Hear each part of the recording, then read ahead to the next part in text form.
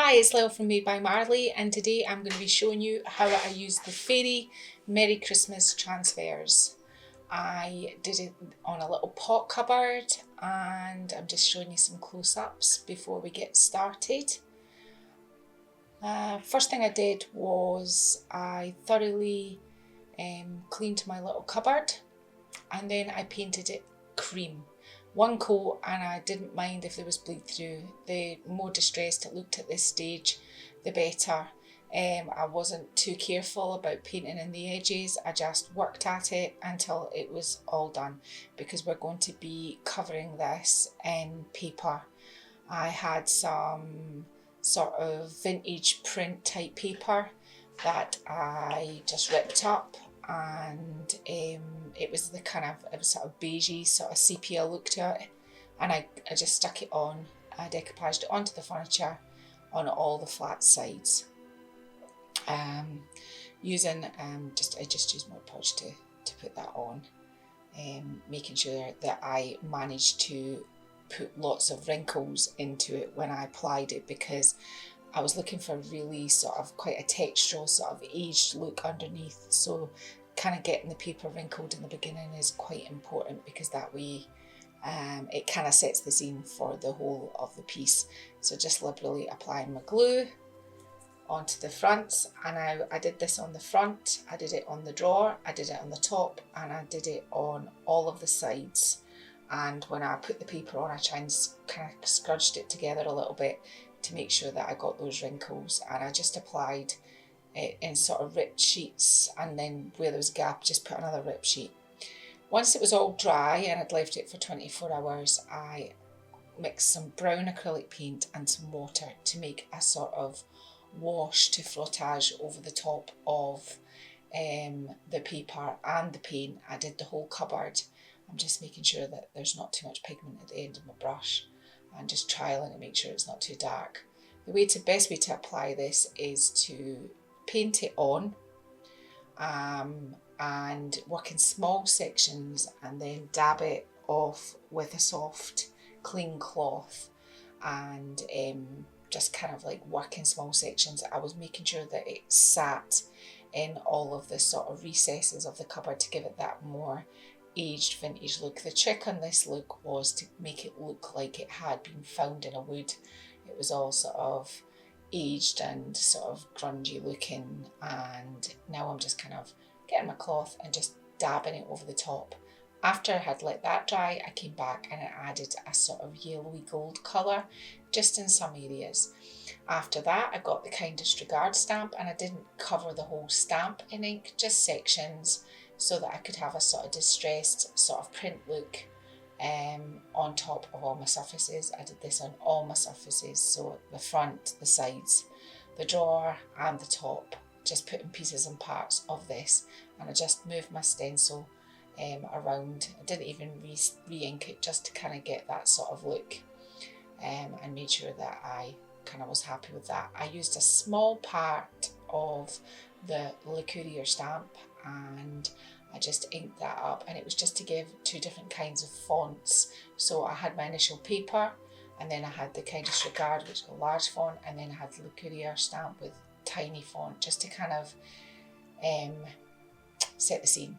I used resin, and I used the toadstool mould, and I used the fern from Dewdrop Pond, and then I painted the moulds that I made with resin to match the sort of colours of Very Fairy Christmas. So here I am, I'm showing you it, and I'm showing you all the beautiful designs. I saw loads of wreaths, lots of scope for loads of smalls for small creatives, and some bigger ones, some medium ones, but they're all lovely. And I think now why you can see why I've done what I've done on the piece. It's to make all of this work on top of it. And I'm going for a sort of collage, sort of scrapbooky look with this piece of furniture. So I've got the big wreath, and I'm going to apply that to the very front of my little cupboard. So if you've never used transfers before, you just peel off the backing, apply it to your piece, line it up with the little grids, and use your transfer stick to burnish it onto your piece, and you just kind of move in. I like to go one full pass all over it to make sure it's stuck down, and then start at the top and work my way down. You know when it's working when the paper, the top layer goes quite opaque and you can't see the design as well as you could previously. So I'm moving quite quick and I'm just going across it and making sure that I'm not missing any parts as I work my way down. This is really going to be quite effective for the front. It's kind of sets the scene for the whole piece, the wreath at the front. So once I've done this, I'm going to be moving on, because my idea is at this point I'm going to get just a little bit of the acetate and I'm just going to rub it over onto the piece, just making sure that there's no loose ends and it really has been adhered and it's really burnished down there solid. You don't want any loose parts or transfers that can pick up before you seal it, or you could damage it on sealing. So next I'm going back to my transfers, and I'm wanting to kind of set the scene with the fairies, and obviously I'm going to be adding all the moulds and things, so I'm just cutting up some of the fairies, and at this point I'm just kind of like deciding kind of on positioning where they're going to go and where I'm going to put them. But I decided I wanted some fairies for sort of down the bottom, and this point in time I was just kind of deciding where I wanted everything to go, because I wanted to bring in some of the lovely big toadstools so that you can see me just working out how this is going to look just while I'm kind of playing around with it. I've applied all of those and I've went on and I've applied other transfers. Now at this point in time what I've done is I've got the frame mould, I've cut the centre out of it because it's really all this sort of foragey greenery border that I'm looking for, and at this stage because I just want to sort of have an outline of the sort of greenery all round the top of my drawer. So I've just cut out the sepia colour in the middle and I'm just using the greenery to frame out the piece. So this is me just again kind of working it out on camera where everything's going to go, just having a kind of play around with it. I think that it'll look quite good, you know, with all these little parts of greenery around it as well. The rest I've kind of applied like they're sort of kind of photographs, sepia photographs over the top of the piece. And this is me just cutting up another frame. So at this stage, it's time for me to apply my moulds. I'm just using a strong all-purpose adhesive to glue this down, and I do go back after it and just do a quick clean up with a dry brush to get rid of the excess glue, but making sure that I apply all my glue to my moulds, my IOD moulds at the back, so that they stick really well onto my furniture. And that big toadstool is going to go down there. And this is just kind of almost like giving it another sort of element of kind of dimension by putting on the moulds.